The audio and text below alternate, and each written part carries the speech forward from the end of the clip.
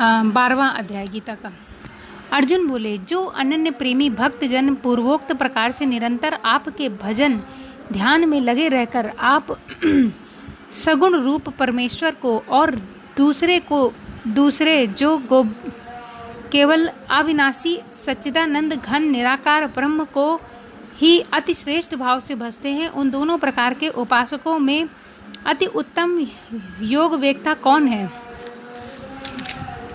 श्री भगवान बोले, मुझ में मन को एकाग्र कर निरंतर मेरे भजन ध्यान में लगे जो भक्तिजन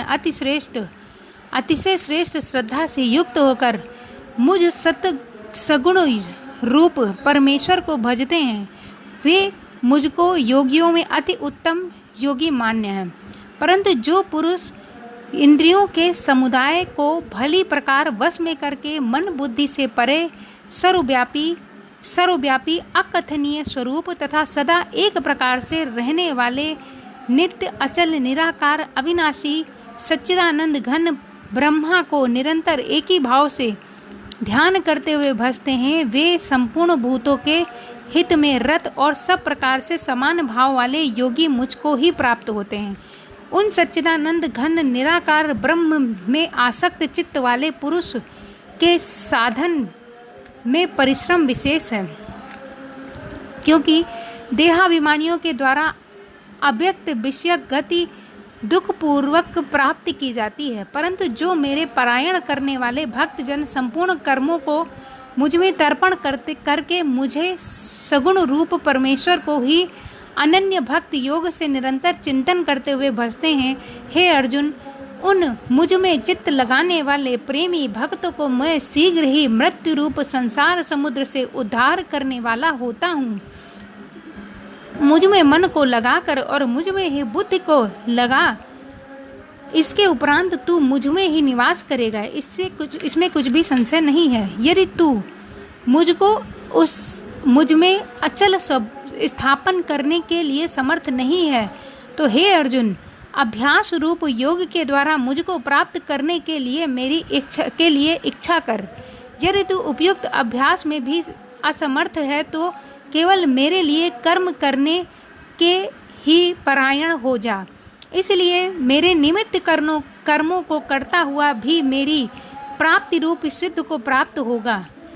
यदि मेरी प्राप्ति रूप योग के आश्रित होकर उपयुक्त साधन को करने में तू असमर्थ है तो मन बुद्धि आदि पर विजय प्राप्त करने वाला होकर उन कर्मों के फल का त्याग कर। मर्म को ना जानकर किए हुए अभ्यास से ज्ञान श्रेष्ठ है,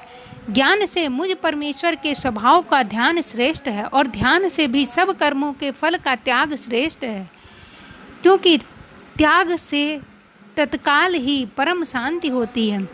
जो पुरुष सब भूतों में द्वेष भाव से रहित, स्वार्थ रहित, सबका प्रेमी और हेतु रहित दयालु है और ममता से रहित, अहंकार से रहित, सुख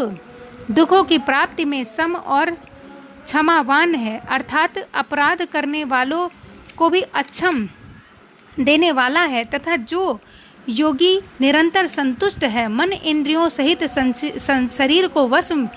में किए हुए है और मुझ में दृढ़ निश्चय वाला है, वह मुझ में अर्पण किए हुए मन बुद्धि वाला मेरा भक्ति मुझको प्रिय है, जिससे कोई भी जीव उद्वेग को प्राप्त नहीं होता और जो स्वयं भी किसी जीव से उद्वेग को प्राप्त नहीं होता, तथा जो हर्ष अमर्ष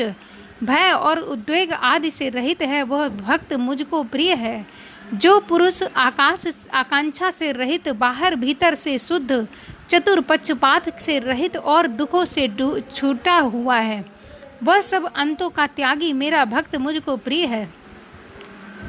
जो ना कभी हर्षित होता है, न द्वेष करता है, न शोक करता है, न कामना करता है, और जो शुभ और अशुभ संपूर्ण कर्मों का त्यागी है, वो भक्त योग पुरुष मुझको प्रिय है। जो शत्रु मित्र में और मान अपमान में सम है तथा सर्दी गर्मी और सुख दुख द्वंद्वों से सम है तथा आसक्ति से रहित है, जो निंदा स्तुति को समान रखने वाला, मननशील और जिस प्रकार